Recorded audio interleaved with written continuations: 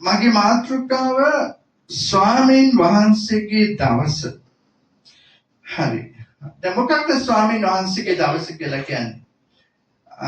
ඔබ පෙරලන්න ගණන් කතාව පොතට ගණන් කතාව පොතේ 15 වෙනි පරිච්ඡේදයට.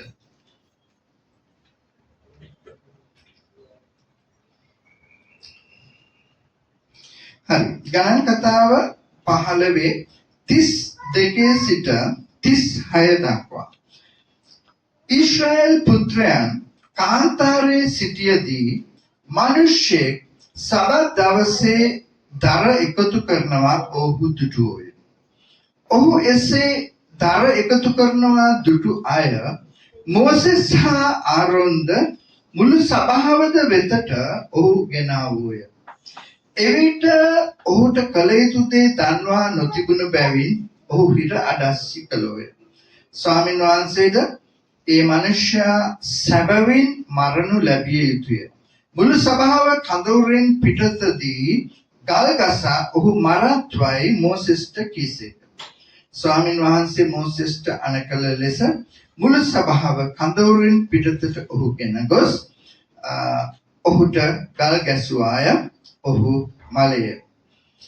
අපි ආඥා කරමු. ශුද්ධ දෙවි පියාණනි මේ උදෑසන ස්වාමිනී ඔබ වහන්සේගේ සදාකාලික ජීවමාන වචනේ නිසා ඔබ වහන්සේට ස්තුති කරන අතර ප්‍රශංසා කරන අතර ඔබ වහන්සේගේ ශුද්ධ වචනෙන් අපිට කතා කළ මැනව. නාසරෙත් යේසුස් ක්‍රිස්තුස් වහන්සේගේ මුතුන් නාමයෙන් ආමේන්. දැන් ඔබ තේරුම් ගත යුතු දෙයක් තමයි දැන් පුරාණ ගිවිසුම සහ නව ගිවිසුම. දැන් බයිබලය කියලා කියන්නේ එක පොතක්. හරි?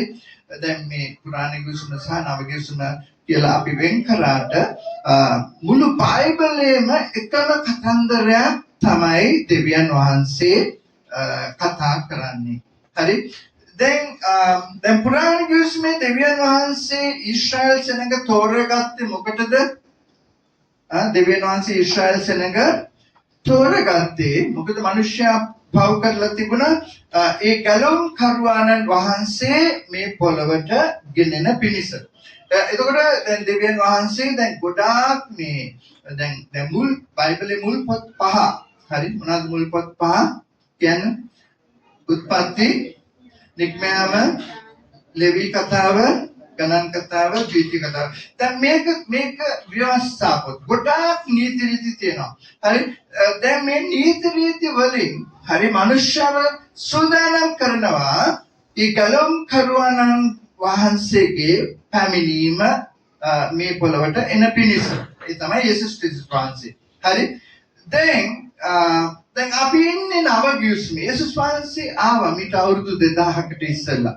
හරි මම මේක මේ ගිය බදාදා බෙදාගත්තා. දැන් දෙවියන් වහන්සේ දැන් පුරාණ ගිවිසුමේ අයගෙන් සහ නව ගිවිසුමේ අයගෙන් බලාපොරොත්තු වෙන කැපවීම දෙආකාරයිද? දැන් මම ප්‍රශ්නේ දැන් පුරාණ ගිවිසුමේ දැන් ඔබ දැන් විවස්ථාපොත් කියලා බැලුවොත් ඒ නීති රීති පවත්වනවා කියන එක ලේසි නෑ. හරි ඒකට ගොඩාක් කැපවීමක් කරන්න ඕනේ. හරි ඒකට දැන් අපි දැන් ගොඩක් අය කියන දෙයක් තමයි අපි ඉන්නේ නව ගිවිසුමේ. අපි ඉන්නේ දෙවියන් වහන්සේගේ කරුණාව යටතේ කියලා ඒක හරියට මේ සැහැල්ලුවෙන් සලකනවා. හරි දෙවියන් වහන්සේගේ කරුණාව තියනවා. ඉතින් ඒ නිසා අපිට එච්චර ප්‍රශ්නයක් නෑ. ඉතින් අපි හරි සැහැල්ලුයි. හරි දෙවියන් වහන්සේ දැන් පුරාණ ගිවිසුමේ අයගෙන් එච්චර බරපතල කැපවීමක් බලාපොරොත්තු වෙලා දැන් නව ගිවිසුමේ ඉන්න අපගෙන් ඊට වඩා අඩු කැපවීමක්ද බලාපොරොත්තු වෙන්නේ නෑ. හරි ඔබ එහෙම හිතනවා නම් ඔබ වරද්දගෙන තියෙන්නේ. හරි දැන් ඒක හරියට මෙන්න මේ වගේ දැන් මේ දරුවෙක් ඉන්න තාත්තා කෙනෙක්. හරි දැන් මේ දරුවා පුංචි. හරි ඉතින් මේ තාත්තා වැඩට යනවා. දැන් වැඩට යනකොට මේ දරුවට කියනවා දැන් මේ ඔයා සෙල්ලම් කරන්න හැබැයි අර මේ තාප්පෙට එහාට යන්න එපා. ඒ මහා පාර තියෙන්නේ. ඉතින් ඔබ මේ ළමයිත් එක්ක මේ බෝල ගහන්න. ඉතින් ඒ පැත්තට යන්න එපා. දැන් බෝලේ ඒ පැත්තට ගියොත් එහෙම මේ අම්මට කියන්න අරන් දෙන්න කියලා. හරි. ඊට පස්සේ මේ පැත්තට යන්න එපා. මේ පැත්තේ ලිඳ තියෙනවා. ඉතින් ඒ වගේ මේ නොයෙක් නීති රීති දැන් විදුලි බලය සම්බන්ධව ඉතින් මේ ප්ලග් වලට අත ගහන්න එපා. ඉතින් මේ වගේ ගොඩක් නීති රීති මේ ඒ තාත්තා ඒ දරුවට පනවනවා. හරි. ඊට පස්සේ දැන් තාත්තා දැන් හවස වැඩ ඇරිලා ආවන් පස්සේ දැන් එම කිව්වොත් අද පුතර මේ බෝල ගහන්න ගිහලා බෝලේ මේ පාරට ගියා. හරි. ඊට පස්සේ මං යන්න එපා කිව්වා. නමුත් ගියා. ඒ ගිහිල්ලා බෝලේ අරගෙන ආවා කියලා. කිසි අනතුරක් වුණේ නැහැ. හරි. දැන් තාත්තා මොනවද කරන්නේ? මොනවද කරන්නේ? අනතුරක් වුණේ නැහැ. හැබැයි තාත්තා දරුවට දඬුවම් කරනවා. ඇයි? ඔකද තාත්තා කිව්වා මේ පාරට යන්න එපා කියලා. හරි. එතකොට දැන් ඒක බරපතල වරදක්. හරි. ඉතින් දැන් ආයේ යන්න එපා කියලා ඒක මතක හිටින්න දඬුවමක් කරනවා. හරි. හරි. ඒ කියන්නේ වාසනාවකට අනතුරක් වුණේ නැහැ. හරි. අනතුරක් වෙන්න තිබුණා. හරි. දැන් පුරාණ කිවිසුමයි නව කිවිසුමයි මේ වගේ. හරි. දැන් අර දරුවා පුංචි කාලේ වගේ තමයි දැන් ඊශ්‍රායල් සෙනඟ දැන් දෙවියන් වහන්සේගේ කාරණා දැන් දෙවියන් වහන්සේ දන්නවා උන්ට එකපාරට ඔක්කොම තේරෙන්නේ නැහැ කියලා. හරි. ඒ නිසා නීති රීති වලින් තමයි ඊශ්‍රායල් සෙනඟට දෙවියන් වහන්සේ උන්වහන්සේගේ කාරණා උගන්වන්න පටන් ගත්තේ. හරි. දැන් ඊට පස්සේ දැන් යේසුස් වහන්සේ ආවා උන්වහන්සේ ගැලවුම් කරා. මොකද ඊශ්‍රායල් සෙනඟ තෝරගත්තේ දෙවියන් වහන්සේ මේ ගැලවුම් කාරුවාණන්ගේ පැමිණීම සඳහා. හරි. ඉතින් මේ යේසුස් ක්‍රිස්තුස් වහන්සේ ආවට පස්සේ දැන් ව්‍යවස්ථාව වෙනස් වෙලාද? ව්‍යවස්ථාව වෙනස් වෙනවද? ඒ ව්‍යවස්ථාවේ තියෙන නීති රීති වෙනස් වෙනවද? කියන්න. නෑ වෙනස් වෙන්නේ නෑ. මොකද යේසුස් වහන්සේ කිව්වා මේ ව්‍යවස්ථාවෙන් සහ අනාගත වාක්‍යයෙන් එක බිඳුවක් පහ වීමට වඩා අහස හා පොළව පහ වෙන එක පහසුයි කියලා. හරි. ඒ නිසා ඒ ව්‍යවස්ථාව අනාගත වාක්‍ය අදට අපිට වළංගුයි. කොහොමද වළංගු වෙන්නේ? එදා ඊශ්‍රායල් සෙනඟට ඒක වළංගු වෙන්නේ වචනාර්ථයෙන්. හරි. නමුත් අපිට ඒක වචනාර්ථයෙන් නෙවෙයි වළංගු වෙන්නේ. කොහොමද? පරමාර්ථයෙන්. හැබැයි නව කිවිසුම අපිට වචනාර්ථයෙන්ම අදාළයි. හරි. ඔබට තේරෙනවද මේකේ වෙනස? එදා ඊශ්‍රායල් සෙනඟට පුරාණ කිවිසුම ඒ ව්‍යවස්ථාව ඒ අනාගත වාක්‍ය ඒ සියලු කාරණා වචනාර්ථයෙන්ම අදාළයි. හරි. එකක්වත් කඩ කරන්න බෑ. හරි. නමුත් අපි දැන් යේසුස් වහන්සේගේ පූජාව නිසා හරි උන්වහන්සේ ඒ ව්‍යවස්ථාව අනාගත වාක්‍ය සම්පූර්ණ කරනවා කුරුසියේදී. ඒ නිසා තවදුරටත් ඒ ව්‍යවස්ථාව සහ ඒ අනාගත වාක්‍ය වචනාර්ථයෙන් නෙවෙයි වළංගු වෙන්නේ ඒ පරමාර්ථය. දැන් ඒක හරියට මම කියනවා තාත්තා දරුවට ගොඩක් නීති රීති දාන්නේ එයා පුංචි එයාට තේරෙන්නේ නැති හින්දා. නමුත් දැන් මේ දරුවා තරුණ වයසට ආවම තාත්තා වැඩට යනකොට කියන්න ඕනේද දරුවට මේ ඔයා සෙල්ලම් කරන්න මේ පාරට යන්න එපා කියලා කියන්න ඕනේද? නෑ කියන්න ඕනේ නෑ. දැන් දරුවා දන්නවා හොඳ නරක දන්නවා. හරි අනතුරක් වෙන්න පුළුවන් දේවල් දන්නවා. දැන් I think මේ තාත්තගෙයි හරි ප්‍රවේශමේ දේවල් කරන්නේ එච්චරයි වැඩි නීති රීති දාන්නේ නෑ. හරි. I think දැන් අපි තුන් දැන් මේ බෝල ගැහුවොත් හරි බෝලේ පාරට ගියොත් දැන් යා තරුණයි එයා දන්නවා මේ වම දකුණ බලලා වාහනයක් එන්නේ නැහැ. හරි ඉතින් ඒ නිසා මේ බෝලේ ගිහිල්ලා අරගන්නවා. හරි. නමුත් දැන් අර පුංචි කාලේ එහෙම අනතුරක් සිදු උනේ නැතත් හරි ඒක බරපතල වරදක්. ඇයි අනතුරක් වෙන්න පුළුවන්කම තිබුණා. ඒ නිසා තාත්තා ආවම එයාට දඬුවම් කරනවා. පාරට ගිය නිසා. හරි. නමුත් මේ තරුණ දරුවාට එහෙම පාරට ගියා එයා. හරි දෙන්නම එකම දේ කරේ. හරි. නමුත් දඬුවම් කරන්න හේතුවක් නැහැ. ඇයි? තාත්තා දන්නවා මේ ආරක්ෂා වෙලා පාරට ගිහිල්ලා කොහොමද බෝලේ අරගෙන එන්නේ කියලා. හරි. ඉතින් ඒ වගේ තමයි නව ගිවිසුමේදී දෙවියන් වහන්සේගේ එළිදරව්ව සම්පූර්ණ වෙනවා යේසුස් ක්‍රිස්තුස් වහන්සේ තුලින්. හරි. එතකොට දැන් අපි දෙවියන් වහන්සේ බලාපොරොත්තු වෙනවා දැන් දෙවියන් වහන්සේගේ පරමාර්ථය. හරි. ඔබ දැනගන්න එක. හරි.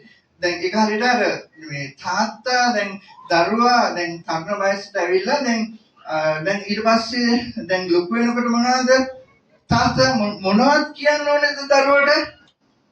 කියන්න ඕනේද? නෑ. ඇයි? දැන් දරුවා තාත්තා බලාපොරොත්තු වෙනා ඒ දරුවා තාත්තගේ හදවත දැනගන්න එක නේද? දැන් ඒකට දරුවා දන්නවා තාත්තා කැමති මොනවටද අකමැති මොනවටද. ඒක තාත්තා අමුතුවෙන් කියන්න දෙයක් නෑ. හරි. ඒ නිසා අපි නව ගිවිසුමේ එනකොට අපි දෙවියන් වහන්සේගේ හදවත දැනගන්න අවශ්‍යයි. හරි. දෙවියන් වහන්සේගේ හදවත දැනගෙන හරි ඒ තුලට අපි කැප වෙනවා. හරි. දෙවියන් වහන්සේට කැප වෙනවා. හරි. දැන් මම අහනවා මෙහෙම. දැන් ඒතර පුරාණ ගිවිසුමේ කැපවීමද අමාරු නව ගිවිසුමේ කැපවීමද අමාරු? හරි. මොකද නව ගිවිසුමේදී හරි මොකද දෙවියන් වහන්සේ යේසුස් වහන්සේ තුලින් උන්වහන්සේගේ ප්‍රේමය ප්‍රකාශ කළා තිබෙන නිසා හරි දැන් දෙවියන් වහන්සේ බලාපොරොත්තු වෙන්නේ නීතිය නිසා නෙවෙයි දෙවියන් වහන්සේට කීකරු වෙන්න ප්‍රේමය නිසා. හරි. තේරුණාද? දෙවියන් වහන්සේ බලාපොරොත්තු වෙනවා ඒ කියන්නේ දැන් ඒ ප්‍රේමය තුල අපි කැමැත්තෙන් මොකද දෙවියන් වහන්සේගේ ප්‍රේමය එළිදරව් කරලා තියෙනවා. හරි. දැන් ඒ ප්‍රේමයේ විශාලත්වය අපි කුරුසිය තුලින් දකිනවා. හරි. එතකොට ඒක දැනගෙන අපි කැප වෙන්නේ. හරි. මොකද දැන් ඔබ තාම ඒම කැපවීමක් වෙන්නේ නැත්නම් ඔබේ ක්‍රිස්තියානි ජීවිතේ මම කියනවා ඔබ තවම ඒ කුරුසිය තුලින් දෙවියන් වහන්සේ මේ ලෝකයට ප්‍රකාශ කළ ප්‍රේමය තාම දැනගෙන නැහැ කියලා. හරි. ඔබට තේරෙනවද? ඉතින් දැන් මම කියනවා දැන් ඔබ දැන් නව ගිවිසුමේ අය බලන්න. හරි. දැන් යේසුස් වහන්සේගේ ගෝලයන් කරපු කැපවීම දිහා බලන්න. හරි. දැන් ඔබ මේ පොත තුලින් ඔබ දැනගන්නවා මේ මුල් සභාව දැන් බයිබලයේ ක්‍රියාපතට පස්සේ තිබුණු සභාව හරි කරපු කැපවීම දිහා බලන්න. ඔබ දකි පුරාණ ගිවිසුමේ මිනිස්සු දෙවියන් වහන්සේ උදෙසා කරපු කැපවීමට වඩා වැඩි කැපවීමක් නව ගිවිසුමේ හිටපු අය කරලා තියෙනවා. හරි. එහෙමනම් අද දැන් වසර 2000 ගිහිල්ලා දෙවියන් වහන්සේ අපෙන් බලාපොරොත්තු වෙන්නේ ඊට වඩා අඩු කැපවීමක්ද? දේව රාජ්‍ය උදෙසා නැත්නම් යේසුස් වහන්සේ උදෙසා කොයි වගේ කැපවීමක්ද? මොකද ඔබ නව ගිවිසුමේ කැපවීම බලන්න ඕනේ නම් බලන්න යේසුස් වහන්සේගේ ගෝලයන්ගේ ජීවිත දිහා. හරි. එහෙම නැත්නම් ඒ මුල් සභාව කරපු කැපවීම දිහා. හරි. ඊට වඩා අඩු කැපවීමක් ඔබ කරනවා නම් මම කියනවා තවම ඔබ යේසුස් වහන්සේ තුලින් දෙවියන් වහන්සේ ඔබට එළිදරව් කරව ප්‍රේමය හඳුනගෙන නැහැ. හරි. ඉතින් ඒ නිසා දැන් බලන්න දැන් මෙතන ගණන් කතාවේ අපි බැලුවා මේ 15:32 මේ නිකන් හිතන්න. ඊශ්‍රායල් පුත්‍රයන් කාන්තාරයේ සිටියදී මිනිස්සෙක් සබත් දවසේදී දර එකතු කරනවා ඔව් දුටුවෝය. එසේ ඔහු දර එකතු කරනවා දුටු අය මෝසෙස් ආරෝන්ටද මුළු සභාවද වෙතට ඔහු ගෙනාවුවේ. එවිට ඔහුට කල යුතු දේ දන්වා නොතිබුණ බැවින් ඔහු ඊට අදස්සි කළෝය. ස්වාමීන් වහන්සේද ඒ මනුෂ්‍යයා සැබවින් මරණු ලැබිය යුතුය. මුළු සභාව කඳවුරෙන් පිටතදී ගල්ගසා ඔහු මරත්වයි මෝසෙස්ට කීසේක. ස්වාමීන් වහන්සේ මෝසෙස්ට අනකල ලෙස මුළු සභාව කඳවුරෙන් පිටතට ඔහු ගෙන ගොස් ඔහුට ගල් ගැසුවාය. ඔහු මලය. දැන් දෙවියන් වහන්සේ ඊශ්‍රායල් සෙනඟට දසපනත දුන්නා. හරි නේද? දැන් දසපනතේ ආඥාවක් තියෙනවා සබත් දවස ශුද්ධ කොට පවත්වන්න. ඒ දවසේ කිසි වැඩක් කරන්න එපා. හරි. කිවෙනි ආඥාවද? සවස් දවස කියන්නේ කිවෙනි ආඥාවද? දුෂෝ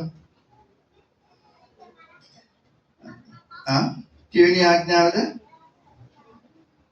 කියන්න බලන්න මේ নমස්කාරය මෙහෙවන අය තර්ෂි සවස් දවස සුද්ධ කොට පවත්වන්න. කිවෙනි ආඥාවද?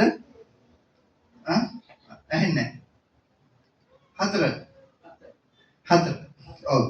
දැන් මම මීට කලින් මේ වීඩියෝ එකක් කරලා තියෙනවා. මේ ඉරිදා දවසක දේශනා කරලා තියෙනවා මේ දසපනත මතක තබා ගන්න විදිය. හරි මම සරලව කියන්නේ. හරි.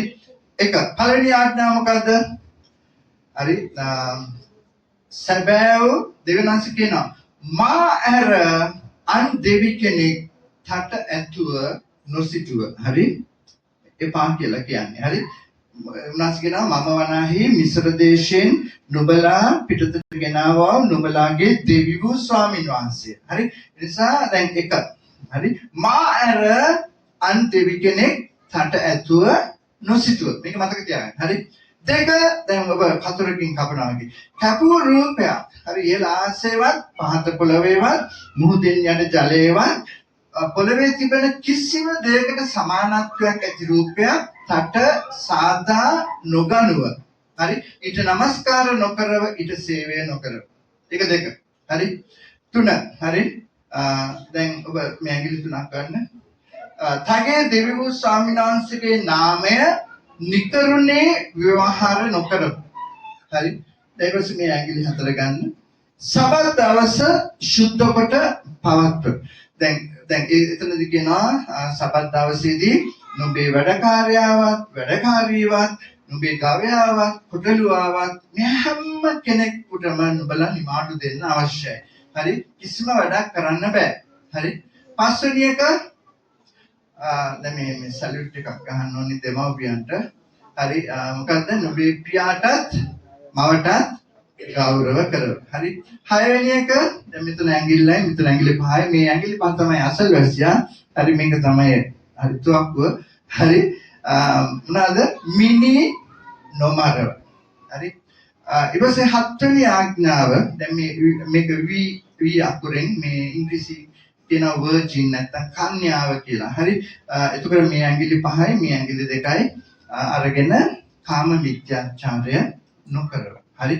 ඊට පස්සේ අටවෙනි ආඥාව මේ ඇඟිලි හතරයි අරගෙන හරි සොරකම් නොකරව. හරි. ඊට පස්සේ දැන් මෙතන ඇඟිලි හතරයි මේ ඇඟිලි පහයි අරගෙන දැන් මෙහෙම අසල්වැසියව හපා ගන්න එපා. හරි. මොනවද කියන්නේ? තගේ අසල්වැසියාට විරුද්ධව බොරු සාක්ෂි නොකියව. හරි. 10 වෙනි ආඥාව දැන් මේ ඇඟිලි 10ම අරගෙන හරි මේ ඔක්කොම ගන්න එපා. ඒ කියන්නේ තගේ අසල්වැසියාගේ භාර්යාවට ඔහුගේ නිවසට ඔහුගේ වැඩකාරයාට ඔහුගේ කොට්ටලුවාට ඔහුගේ ගවයාට කිසිම දෙයකට ආශා නොවේවා. හරි. 10 වෙනි ආඥාව. හරි. දැන් මෙතනදී බලන්න දැන් මේ සබත් දවසේදී මේ මිනිස්සයා මොනවද කරේ? මේ පත්තේ ගිහිල්ලා දර ටිකක් එකතු කරා. දැන් ගෙදර ඇවිල්ලා මොන හරි මේ උයා ගන්න කියලා. නමුත් දෙවියන් වහන්සේ ඉදිරියේ ඒක කොච්චර බරපතලද? කුරාන ගිවිසුමේදී ඔහු මරා දමන්න තරම් බරපතලයි. හරි. දැන් එතකොට දැන් ඔබ හිතන්න ඒ දෙවියන් වහන්සේ දැන් වෙනස් වෙලාද ඉන්නේ? නෑ. යේසුස් වහන්සේ තුලින් අපි දකින්නේ ඒ දෙවියන් වහන්සේම තමයි. හරි. දැන් යේසුස් වහන්සේ දැන් මෙහෙම කියන්නම්. දැන් මේ දෙවියන් වහන්සේ තුල දැන් උන්වහන්සේගේ ප්‍රේමය කරුණාව තියෙනවා වගේම උන්වහන්සේගේ විනිශ්චය සහ උදාස දෙකම තියෙනවා. හරි. දැන් ඔබ එළිදරවකට කියවලා බැලුවා. හරි. යේසුස් වහන්සේ තමන්ගේ උදාහස කාගේ උදාහසද? යේසුස් වහන්සේගේ උදාහස. යේසුස් වහන්සේ මුළු ලෝකෙටම කියනවා මම නුඹලා පාපෙන් ගලවන පිණිස යක්ෂයාගෙන් ගලවන පිණිස කුරුසිය මත මගේ ජීවිතය දීචා. නොබලා ඒක ප්‍රතික්ෂේප කරා. හරි. දැන් මොනවද අයිති වෙන්නේ? දෙවියන් වහන්සේගේ උදාහස. නැත්නම් යේසුස් ක්‍රිස්තුස් වහන්සේගේ උදාහස. හරි.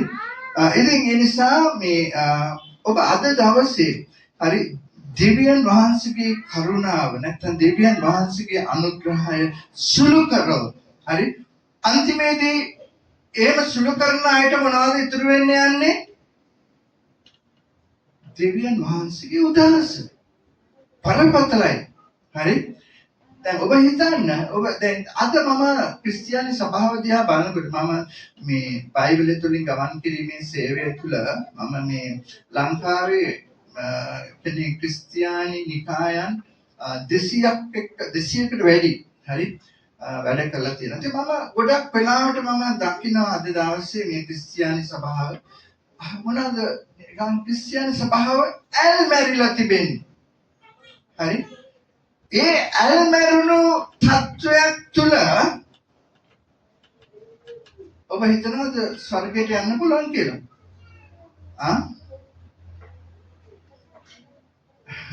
අද ක්‍රිස්තියානි සභාව මම මේක බය නැතුව කියනවා. හරි මේක රෙකෝඩ් වෙනවා මම YouTube එකේ දානවා. අද මේ ඇල්මැරිච්ච සභාව හිතනවා හරි මේ ඇල්මැරුණු තත්වයෙන් ගමන් කරලා නෑ අපි පීඩා කාලය තුලින් යන්නේ නෑ. ඊට කලින් යේසුස් වහන්සේ ඇවිල්ලා හරි අපි වසව ගන්නවා අපි ස්වර්ගයට යනවා කියලා. හරි. යන්න බලන්න. හරි. දැන් එහෙම යන්න යේසුස් වහන්සේ එන්නේ නෑ. මම බය නැතුව කියනවා ඒක. හරි. මොකද ඇත්තටම සභාව කැමති වුණත් අකමැති වුණත් මොකද අපි කවුරුත් පීඩාවට කැමති නෑ. හරි. මම කැමතිත් නෑ. හරි. ඉතින් මමත් කැමති එහෙම පීඩාවට කලින් යන්න පුළුවන් නම් හැබැයි මම දන්නවා මම මුත්තටම දන්නවා 100% දන්නවා එහෙම ඔසවා ගැනීමක් නැහැ කියලා. මුළු සභාව විශ්වාස කළත් එහෙම ඔසවා ගැනීමක් තියෙනවා කියලා මට ඒක අදාළම නැහැ. මොකද මගේ සහතිකය එන්නේ දෙවියන් වහන්සේගෙන්. හරි? මොකද ඒ නිසා මම ඕන තැනක බය නැතුව මම හිත ගන්නවා. හරි? එහෙම මහ පීඩා කාලයට පෙර ඔසවා ගැනීමක් නැහැ කියලා. හරි? ඒ නිසා ඔබ සූදානම් වෙන්න අපි දන්නේ නැහැ කොයි විදියටද පීඩාව එන්නේ යන්නේ කියලා. හරි? ඉතින් මේ පීඩාවට ශක්තිමත් මුහුණ දෙන්න ඒ කියන්නේ මේ යේසුස් වහන්සේව ප්‍රතික්ෂේප නොකර නිර්භීතව ඒ කියන්නේ දැන් මොකද අපි මුල් සභාව දිහා බලද්දී ඔන්න සමහර අයව මේ හිසගසා මරා දැම්මා. පේදුරුතුමාව කුරුසිය යන ගැහුවා. පාවුලුතුමාව හිසගසා දැම්මා. සමහර අයව සිංහයන්ට කන්න දැම්මා. සමහර අයව කන පිටින් කුරුසලා මැරුවා. දැන් මේ වගේ දැන් එක්කෙනෙක්වත් මරණයට ගියේ බයෙන්ද? ඔවුන් දන්න හොඳටම යන්නේ මරණයට තමයි කියලා. නමුත් ඔවුන් එක්කෙනෙක්වත් බය ගැහි ගියේ නැහැ. ඔවුන් නිර්භීතව ගියේ දෙවියන් වහන්සේට ප්‍රශංසා කරමින් ගියේ. හරි? ඉතින් දැන් ඔබ දැන් මේ නිදහසේ ඔබට දෙවියන් වහන්සේ අදහන්න පුළුවන් කාලේ මම කියනවා ඔබ උපරිමයෙන් කැප වෙන්න. හරි? එහෙම කැප වුණොත් දෙවියන් වහන්සේ ඒ අවසානයේදී ඔබට විඳින්න තියෙන දේවල් අඩු වෙන දෙවියන් වහන්සේ අඩු කරයි. ඔබ මේ නිදහසේ කාලය තුල ඔබ කැප වෙලා තිබෙන නිසා ඔබ පූජා වෙලා තිබෙන නිසා හරි ඉතින් ඒ නිසා සබත් දවස කඩ කරන එක භයානකයි පුරාණ ගිවිසුමේදී මම තව මේ දැන් සෙනග ඊශ්‍රායල් සෙනග සබත් දවස සලකපු ආකාරය මේ බයිබලයේ කියනවා පුරාණ ගිවිසුමේ ආමොස් පොතේ කොහෙද ආමොස් හොඳයි ආමොස් පොතේ 8 වෙනි පරිච්ඡේදයේ 4 සිට 6 දක්වා හරි ආමොස් පොතේ 4 වෙනි පරිච්ඡේදයේ සමසමාවෙන්න ආමොස් 8 වෙනි පරිච්ඡේදයේ 4 සිට 6 දක්වා දිලින්දා ගිල දැමීමටත් දේශයේ යටහත් අය නැති කිරීමටත් හති දමාගෙන යමින් ඒ පාව කුඩා කර ශෙකල මහත් කර හොර තරාදි වලින් වංචාකම් කරන්නා වූ දුප්පතුන් රිදීවලටද දිලින්දා වහන් සංගලකටද ගන්නට බොල් ධාන්‍ය විකුණන්ට ලැබෙන හැටියට අප විසින් භෝග විකුණන පිණිස අමාවකද ධාන්‍ය කඩ අරින පිණිස සබත් දවසද පසු වෙන්නේ කොයි වෙලේදයි කියනා වූ තැනැත්තෙනි මේ අසාපල්ලා. මේක ඒක දිග වාක්‍යයක්. හරි. දැන් ඔබ ගෙදර ගිහිල්ලා මේක ලකුණු කරගෙන මේක කියලා බලන්න. හරි. දැන් ඒ කියන්නේ මෙහෙමයි. දැන් පුරාණ ක්‍රිස්තුමේ මිනිස්සු හිටියා. දැන් ඕන් වෙලඳාම් කරන අය දැන් උන් දන්නා සබත් දවසේ වෙලඳාම් කරන්න බෑ කියලා. දැන් ඕන් මොනවාද මේ බලබල හිටියා කොයි වෙලේද මේ සබත් දවසේ ඉවර වෙන්නේ දුවල ගිහිල්ලා ඕන්ගේ වෙලඳාම පටන් ගන්න. හරි. වැඩක් තියනවද? සබත් දවසේ පැවැත්වුවා කියලා වැඩක් තියනවද?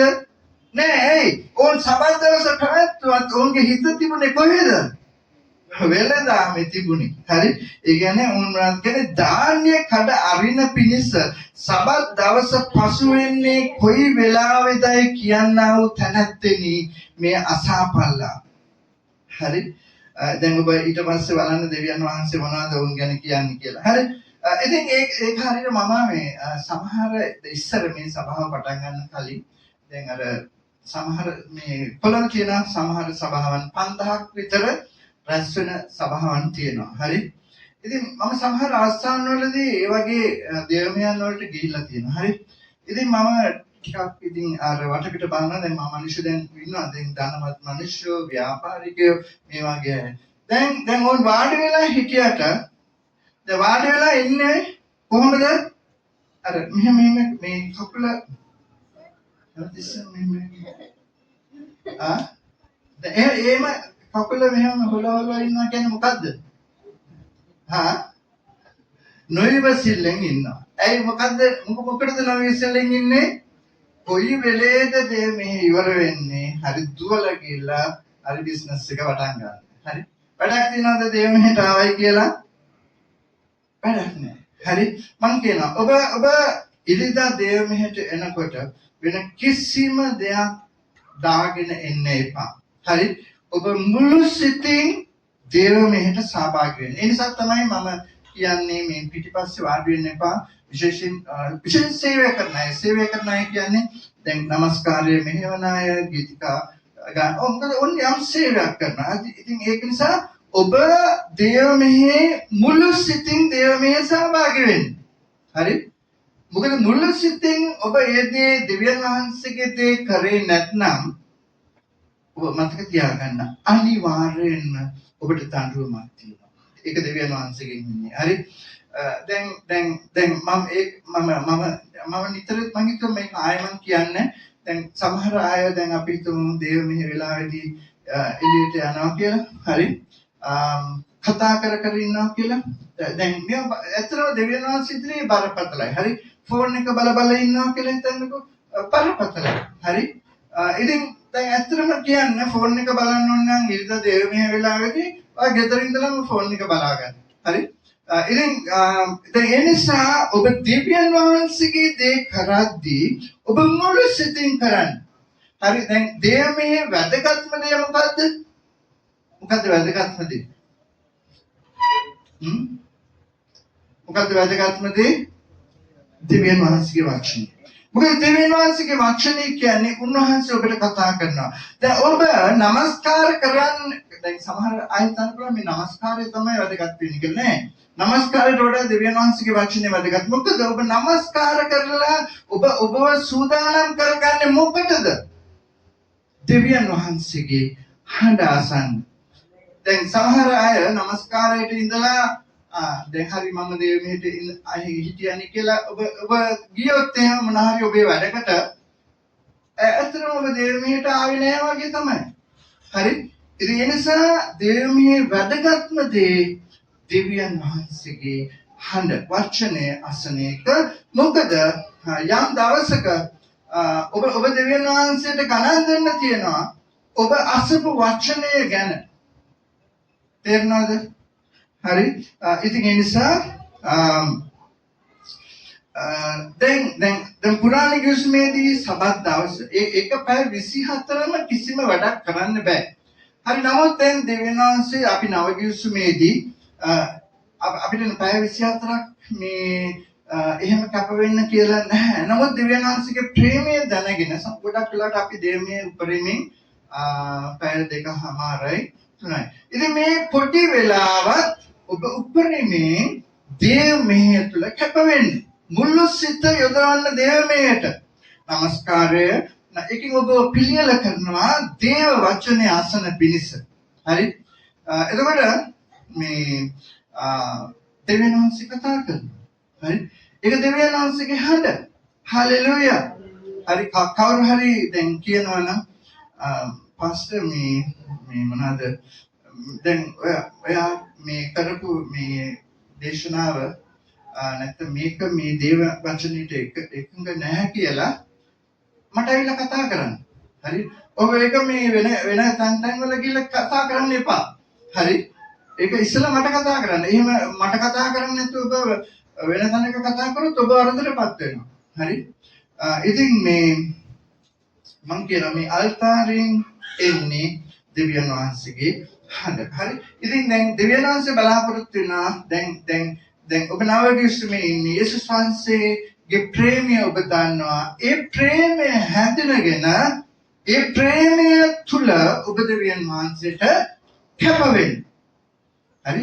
ඒක පුරාණ ගිවිසුමේ කැපවීමට වඩා වැඩි කැපවීමක් අන්තර්ගතයි. හරි. දැන් ඔබට මම කිව්වා ඒක නව ගිවිසුමේ කොහොමද යේසුස් වහන්සේගේ ගෝලය කැප වුණේ? මුල් සභාව කැප වුණේ. ඔබ බලන්න කොහොමද කැප වුණේ කියලා. හරි. ඒක දැන් නීතියක් නිසා නෙවෙයි. මොකක් නිසාද? ප්‍රේමය නිසා. දැන් සමහර අය දැන් ඉරිදා නෑවිත් ඉන්න හේතු දෙනවා. හරි. දැන් මොන වගේ හේතුද දෙන්නේ? මේ දැන් සාමාන්‍යයෙන් යම් හේතුවක් දුන්නම මම ඉතින් මට මුකුත් කියන්න බෑ හේතුවට. නමුත් ප්‍රශ්නේ තියෙන්නේ මම මුකුත් කියන්නේ නෑ. හරි. නමුත් ඔබ දෙන හේතුව දෙවියන් වහන්සේ පිළිගන්නවද නැද්ද? ඔබ කල්පනා කරලා බලන්න. හරි. දැන් සමහර කෙනෙක් කියන්න බලන්න දැන් සෙනසුරාදා ඉරිදා විතරයි අපිට තියෙන්නේ හරි ගමේ යන්න කියලා. හරි. එතකොට දැන් ගමේ යන්න සෙනසුරාදා ඉරිදා. හරි. ඉතින් මේ දැන් හරි ගමේ යන්න ඕනේ මම නෑ කියන්නේ. නමුත් ඒක ඉරිදාට දාගන්න එපා. හරි. දැන් ඔබට ගමේ යන්නම ඕනේ නම් ඔබ ඉරිදා දේව මෙහෙට එන්න. දේව මෙහෙ ඉවරලා සම්පූර්ණ දේව මෙහෙටම සහභාගී වෙන්න. සම්පූර්ණ දේව මෙහෙටම සහභාගී වෙලා දේව මෙහෙ ඉවර කරලා යන්න. ඔබ සඳදා නිමාඩුවක් දාන්න ඔබේ රැකියාවෙන් නැත්නම් ව්‍යාපාරේ. හරි. මේ සෙනසුරාදා ඉරිදා නිමාඩු දවස් දෙක නිසා සෙනසුරාදා ගිහිල්ලා ඉරිදා එන්න දාගන්න එපා. හරි. මොකද එහෙම වුණොත් ඔබේ කැපවීම අන්තිමේදී ඔබ බලයි ඇයි මට දෙවියන් වහන්සේ ආශිර්වාද කරන්නේ නැත්තේ කියලා. ඇයි ආශිර්වාද කරන්නේ නැත්තේ? ඔබ දෙවියන් වහන්සේගේ කාරණාවලට වඩා ඔබේ කාරණාවලට මුල් තැන දීලා තියෙන හින්දා. හරි නේද? දෙවියන් වහන්සේ ඔබට ආශිර්වාද කරන්න නම් දෙවියන් වහන්සේට ඔබේ හැම දෙයකම හරි ඔබ හිතන සිතුවිල්ලේ පවා හරි පළවෙනි තැන උන්වහන්සේ බලාපොරොත්තු වෙනවා ඔබේ ජීවිතේ. ඔබ සිතන සිතුවිලි ඔබ කල්පනා කරලා බලන්න. ඔබ කතා කරන වචන කල්පනා කරලා බලන්න. ඔබේ ක්‍රියාකාරකම් ඔබ කල්පනා කරලා බලන්න. හරි. මම තව එක මේ බයිබල් පදයකින් මේක අවසන් කරන්න කැමතියි. දැන් මේ හෙබ්‍රේව පොතේ දැන් හෙබ්‍රේව පොත කවුද ලිව්වේ කියලා සාමාන්‍යයෙන් නව ගිවිසුමේ උතන පොඩි විවාදයක් තියෙනවා. දැන් සමහර අය හිතනවා මේක පෞලතුමා ලිව්වා කියලා. මොකද පෞලතුමා ලියන ශෛලිය මේකේ තියෙන හින්දා. නමුත් දැන් සාමාන්‍යයෙන් පෞලතුමාගේ අනිත් ලිපිත් එක්ක බලද්දී ඒ අනිත් හැම ලිපියකම මේ පෞලතුමා ලියපු බවට සඳහනක් තියෙනවා. හරි. දැන් හෙබ්‍රේව පොතේ එහෙම සඳහනක් නැහැ. ඉතින් ඒ නිසා තමයි දැන් මේක මේ කවුද ලිව්වේ කියන එක ටිකක් අපහැදිලි. හැබැයි දැන් මේක කොහොමද නවගිවිසුමට ඇතුළත් වෙන්නේ? මොකද හෙබ්‍රේය පොතේ තියෙන දේව ධර්මය බයිබලයේ දේව ධර්මයට එකඟව තියෙන හින්දා. හරි. දැන් හෙබ්‍රේය පොතේ 10 වෙනි පරිච්ඡේදයේ 25 වෙනි පදයේ කියනවා සමහරුන්ගේ පුරුද්ද ලෙස අපේම රැස්වීම අත් නෑර. ඒ දවස ලං වෙන බව නුඹලාට පෙනෙන ප්‍රකාරයට වඩා එකිනෙකාට අවවාද කරමු. හරි. මොකද කියන්නේ? දැන් මෙතන සමහරුන්ගේ පුරුද්ද ලෙස දැන් සමහරු මොනවද කරමින් හිටියේ ඒ කාලේ ඒ රැස්වීම වලට නෑවිත් හිටියා. නමුත් දැන් හෙබ්‍රේය පොත ලියන කෙනා පෞලතුමා වෙන්න පුළුවන් නැත්නම් කවුරු හරි වෙන්න පුළුවන්. හරි කියනවා සමහරුන්ගේ පුරුද්ද ලෙස අපේම රැස්වීම අත් නෑර. අතහරින්න එපා. හරි. මොකද දෙවියන් වහන්සේ සබත් දවසට ඒ වගේ වැදගත්කමක් දුන්නා නම් දෙවියන් වහන්සේ නවගිවිසුමේදී ඒක ස්වාමීන් වහන්සේගේ දවස ඒ වැදගත්කමම දෙනවා. හරි. ඔබ හිතන්න එපා දැන් ඒකට වඩා අඩු වැදගත්කමක් තියෙන්නේ කියලා. හරි. ඒ නිසා දැන් සබත් දවස පවත්වන්න. හරි. අර දැන් ඒක පැය 24ම ඔබට කිසිම වැඩක් කරන්න බෑ. කොටින්ම මේ වත්තට කියලා දර කැලක් එකතු කරගන්න බෑ. හරි. දැන් ව්‍යාපාරිකයෝ දැන් ඕන් පැය 24 මේක ඉවර වෙන්නේ කොයි වෙලාවෙද කිය දැන් ඒ ආමස්පති කියනවා බලාගෙන හිටියා කියලා ඒ කියන්නේ හරියටම දැන් සබත් දවස දැන් මේ යුදෙව්වන්ට අනුව ඉවර වෙන්නේ කවද්ද? සබත් දවස පටන් ගන්නේ කවද්ද?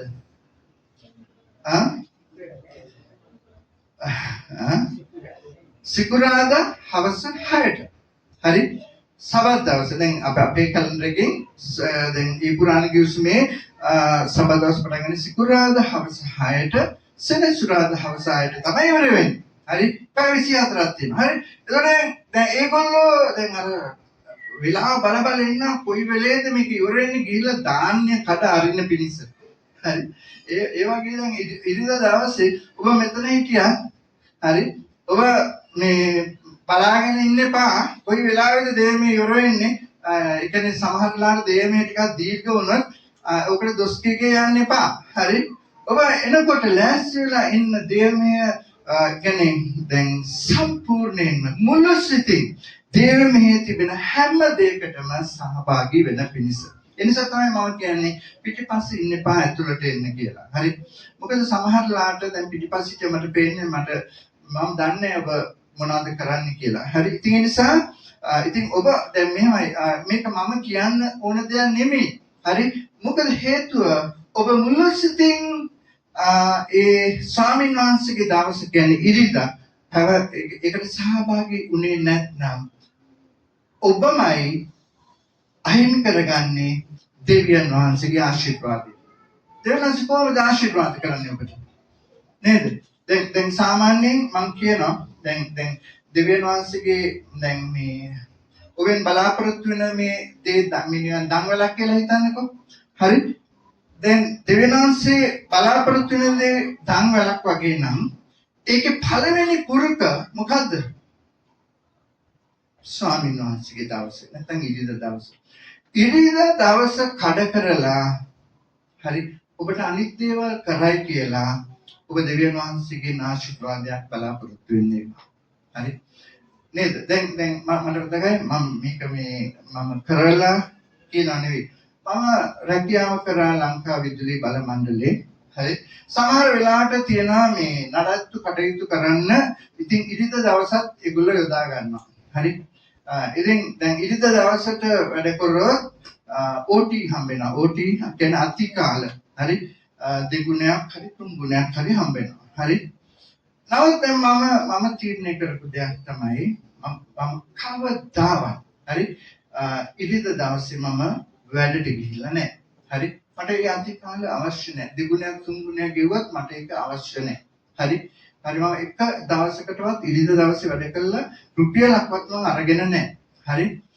ඉතින් මම ඉරිදා දවසේ මට ඕනේ ස්වාමීන් වහන්සේගේ ගෘහයට ගිහිල්ලා සම්පූර්ණයෙන්ම ඒ නමස්කාරය තුළ ඉන්න. හරි. ඉතින් දැන් ඔබ දැන් අපි තුමු දේවමීට සහභාගී වෙලා දැන් ඔබ ගෙදර ගියා කියලා. දැන් ඔබ දැන් ගෙදර ගියත් හරි දැන් ඉරිදා දවසේ දැන් ඔබට සාමාන්‍ය දේවල් කරන්න පුළුවන් වැඩ කරන්න පුළුවන් මම නැහැ කියන්නේ. නමුත් ඔබ ඒ මුළු ඉරිදා දවසම දෙවියන් වහන්සේ ඉදිරියේ ගෞරවයෙන් ගත කරන්න. ඉතින් ඒ නිසා ඒක හරි වැදගත්. හරි මොකද ඔබේ ආශිර්වාදවල පටන් ගන්න එතන තියෙන්නේ. හරි ඉතින් ඒ නිසා ඉරිදා දවස ඉතාම වැදගත්. හරි ඒක නොසලකා ඉන්න බෑ. හරි ඉතින් ඒ නිසා තමයි දැන් අපි අද නැහැ මේ බයිබල් අධ්‍යයනයේ ලබන ඉරිදා ඉඳලා. ඉතින් ඔබ එකට කැප වෙන්න. ඔබ දැන් පුරුෂයන් හරි කැප වෙන්න. දැන් ඒකට මේ පුරුෂයන් විතර නෙමෙයි මුළු පවුලම අර ගහගෙන ඉන්න. ඔබ ඇවිල්ලා දේවචන ඉගෙන ගන්න. ඒක ඉරිදා දවසේ. හරි ඔබ ඉරිදා දවසේ සම්පූර්ණයෙන්ම දෙවියන් වහන්සේ උදෙසා වෙන් කරන්න. හරි දැන් මට කියන්න පුළුවන් සභා ඉතිහාසයේ දිහා බලලා ඉරිදා දවසේ කැපවීම කරපු අය ගැන. දැන් මම එක උදාහරණයක් කියනවා. මම මීට කලින් මේක දේශනා කළා තියෙනවා. එක ඔලිම්පික් ක්‍රීඩකයෙක් හිටියා. ඔහුගේ නම එරික් ලිඩල්. හරි දැන් කොහොම හරි ඉතා උසස් වුණා. ඔහුට මීටර් 100 දුවන්නේ. දැන් කොහොම හරි ඔහුගේ වාර්තා අරගෙන බැලුවම දැන් මේ එන්න තියෙන ඔලිම්පික් තරඟය හරි දැන් ඔහුට දැන් මේ අනිවාර්යයෙන්ම මේ ඔලිම්පික් තරඟයේ මීටර් 100 රන් පදක්ම ගන්න පුළුවන්. නමුත් දැන් ඔහු කොච්චර භක්තිවන්ත කිතුණුවෙක්ද කියනවා නම් දැන් ඔහුගේ මවයි පියයි දේවසේවකයෝ. හරි ඉතින් ඔහු තීරණය කරගෙන තිබුණා ඊරිදා දවසේ මොන තරඟයකටවත් එයා දුවන්නේ නැහැ. පුහුණු වීම වලටවත් යන්නේ නැහැ කියලා. ඉතින් අන්තිමේදී මොකද්ද වුනේ? ඒ ඔලිම්පික් තරඟය අර පෙර පුහුණු තරඟයක් තියෙනනේ ඒකට දුවන්න ඕනේ මේ තෝරගන්න. හරි. ඒක වැටිලා තිබුණේ ඉරිදා. හරි. දැන් ඔහු කිව්වා ඒ බලධාරීන්ට මම දුවන්නේ නැහැ කියලා. ඉතින් මේ ඔහුට ආවා දෝෂාරෝපණ. ඔහු ස්කොට්ලන්ත ජාතිකයෙක්. හරි. මේක ඇත්ත කතාවක්. මීට අවුරුදු 100කට වගේ ඉහත සිදුවන දෙයක් ෆ්‍රාන්සේ. හරි ඉතින් දැන් ස්කොට්ලන්තයේ බලාපොරොත්තු වුණා ඔලිම්පික් පළවෙනි රන් පදක්කම මේ එරික් ලිඩල් ගෙනයි කියලා. නමුත් දැන් ඔහු කියනවා මම මේ ඉරිදා දැන් අර පුහුණු තරඟයට සහභාගී වෙන්නේ නැහැ කියලා. ඔය පුහුණු තරඟයට සහභාගී වෙන්නේ නැත්නම් අවසාන තරඟයට සහභාගී වෙන්නත් බෑ. ඊට පස්සේ දැන් ඔහු ඒක බෑ කිව්වම ඊට පස්සේ දැන් ස්කොට්ලන්තයේ පුවත්පත්වල මේ ශීර්ෂ පාට පළ වුණා. මොනවාද? එරික් ලිඩල් හරි ස්කොට්ලන්තය පාවා දෙයි. ස්කොට්ලන්තයට මේ ලැබෙන්න තිබුණු පළවෙනි රන් පදක්කම ඔහු අහිමි කරයි කියලා. හරි ඒ වගේ ඔහුට ආපු ගල් මුල් හැම පැත්තෙම දෝෂාරෝපණ ගොඩයි. හරි දැන් ඔබ සාමාන්‍යයෙන් දන්නවා මේ මීටර් 100 දුවලා තියෙන කෙනෙක් අත උස්සන්න බලන්න. අනික දුවලා තියෙන මීටර් 100. දැන් මීටර් 100ත් එක්ක ඔයා මීටර් 400ක් දුවනවද? මීටර් 400 දුවනවද? නෑ. ඇයි දුවන්නේ නැත්තේ? මොකද මීටර් 100 දුවන කෙනෙකුට දුවන්න පුළුවන් මීටර් 200 නේ. මීටර් 400 කියන්නේ වෙනම ඉස්සාවක්. හරි. ඉතින් දැන් ඔහු බැලුවා කාලසටහන. හරි. කාලසටහන අනුව දැන් මේ මීටර් 400 දුවන්න පුළුවන්. හරි. ඉරිදා වැටෙන්නේ නැහැ. ඒක පුහුණු තරඟවත් අවසාන තරඟවත්. ඒක ඔහු බලධාරීන්ට කිව්වා. හරි මම මීටර් 400 දුවනවා. ඉතින් බලධාරීන් කිව්වා ආට පිස්සු. හරි ඔයා අතේ තිබිච්ච රන් පදක්කම අහිමි කරගෙන ඔයා මේ පිස්සු වැඩක් කරනවා කියලා. හරි. නමුත් එයා කිව්වා හරි ඔයගොල්ලන්ට අවස්ථාව දෙනවා නම් මම මීටර් 400 දුවන්න කියලා. මම මේ කතාව කෙටි කරන්න. හරි. ඔව් මීටර් 400 දිව්වා. හරි. දැන් ඔහු කියනවා දැන් ඔහුට දුවන්න පුළුවන් උඩරිම මීටර් 200ක් විතරයි. දැන් ඔහු හිතුවා පළවෙනි මීටර් 200 උඩරිම ශක්තියෙන් දුවනවා. ඊට පස්සේ ඔහු උන්ටම හෙම්පත් වුණා. හරි. ඊට පස්සේ දැන් ඔහු ඇත්තම තරඟයේ ජයග්‍රහණය කරා රන් පදක්කම ලබා ගත්තා. පළවෙනි ස්ථානයට ආවා. ලෝක වාර්තාවකුත් පිටුවා. හරි ඔහු කියනවා දෙවෙනි මීටර් 200 ඔහු දිව්වේ නැහැ කියලා. මොකද වුනේ? දෙවියන් වහන්සේ ඔහුගේ පාද හැසිරුවා. හරියට බලන් ඉන්න අය මේ දැක්කේ ඔහු දුවනවා නෙමෙයි ඉගිල්ලනවා වගේ. දැන් ඒකට ඉංග්‍රීසියෙන් උට නමක් පටබැඳුනා ෆ්ලයිං ස්කොට්ස්මන් කියලා. ඒ කියන්නේ ඉගිල්ලුණු ස්කොට්ලන්ත ජාතිකයෙක්. බලන්න දැන් දෙවියන් වහන්සේ දැන් ඒ ගෞරවය නැවත ඔහුට දුන්න හැටි. ඔහු ඉරිද දවසට ගෞරව කළ නිසා. හරි ඉතින් ඒ නිසා මම මෙතනින් අවසන් කරන්න කැමති. හරි ඉතින් ඒ නිසා මේ ඒ නිසා තමයි මම සාමාන්‍යයෙන් කියන්නේ අපි එක පවුලක් හරි ඒ පවුලේ අපි දැන් අර ප්‍රේමයේ බැඳීමක් තියෙනවා. යම් කෙනෙකුට යම් හේතුවක් නිසා ඉරිදා එන්න බැරි නම් හරි ඒක මට සෙනසුරාදාට පොඩක් දුරකථන අමුතුමක් දාලා කියන්න. හරි එතකොට දැන් හරි ගමේ යනවා කියලා හිතන්නකෝ. හරි. එතකොට ඔබ බලන්න ඕනේ ඔබ ගමේ දැන් ඉරිදා ඔබ ගමේ නම් ඉන්නේ ඒ ගමේ තියනවද ඒ කියන්නේ සැබෑ ලෙස දෙවියන්වහන්සේට නමස්කාර කරන්න පුළුවන් ක්‍රිස්තියානි සභාව. හරි. එහෙම නැත්නම් ඔබ ගමේ යන්න එපා. හරි. මොකද එහෙම නැත්නම් ඔබ ගමේ යන්න එපා කියලා කියන්නේ මොකද ඔබ ගමේ ගිහිල්ලා ඔබ ගෙදර ඉන්නේ. හරි. නෑ ඉරිද දවසේ දෙවියන් වහන්සේ බලාපොරොත්තු වෙනවා ඔබ දේව ගෘහයට එන එක. හරි. දේව ගෘහේ හරි ඔබ ගත කරන එක. හරි. ඉතින් ඒ නිසා ඔබ මේක ඔබ තදින් අල්ලගන්න. හරි. ඔබ මම කියන ඉරිද දවස හරි ඒක කඩ කරලා හරි ඔබ දෙවියන් වහන්සේගෙන් ආශිර්වාද බලාපොරොත්තු වෙන්න එපා. ඔබේ ජීවිතයේ ප්‍රශ්න ඇති වෙනකොට ඇයි මම ඉච්ඡර අදහලත් ඇයි ප්‍රශ්න කියලා ඔබ අහන්න එපා. ඔබ ඉස්සර අහන්න ඔබ ඉරිද දවසට ඒ ගෞරවය දුන්නද කියලා. හොඳයි දෙවියන් වහන්සේට ප්‍රශංසා වේවා. හොඳයි අපි දෙවියන් වහන්සේට ප්‍රශංසා